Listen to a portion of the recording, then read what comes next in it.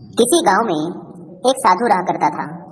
वह जब भी नाचता था तभी बारिश होती थी।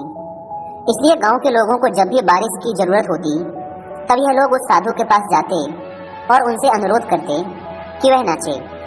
और जब वह नाचने लगते तो बारिश जरूर होती थी।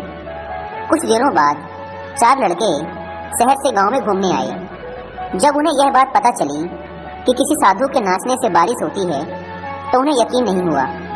शहरी पढ़ाई लिखाई के घमंड में उन्होंने गांव वालों को चुनौती दे दी कि अगर हम भी नाचेंगे तो बारिश होगी, और अगर हमारे नाचने से बारिश नहीं हुई तो साधु के नाचने से भी बारिश नहीं होगी।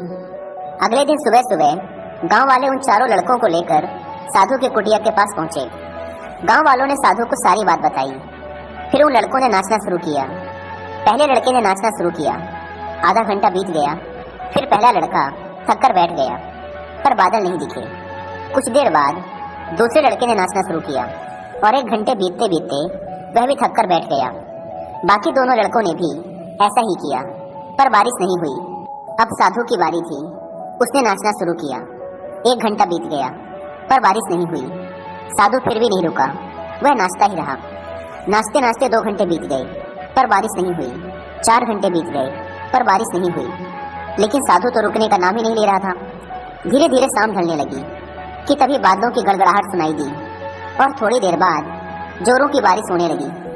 यह देखकर चारों लड़के दंग रह गए और तुरंत साधु से क्षमा मांगी।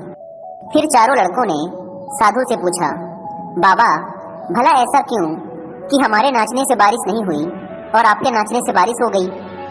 साधु ने उत्तर दिया, जब मैं नाचता हूँ तो 2 बातों का ध्यान रखता हूँ।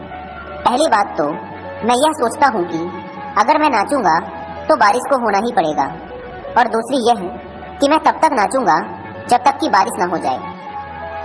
सफलता पाने वाले में भी यही गुण विद्यमान होता है। वे जिस काम को भी करते हैं उसमें उन्हें सफल होने का पूरा भरोसा होता है, और वह तब तक उस काम को करते हैं जब तक कि उसमें सफल ना हो जाए। इसलिए अगर हमें सफलता हासिल करनी है तो इस साधु की तरह ही अपने लक्ष्य को प्राप्त करना होगा।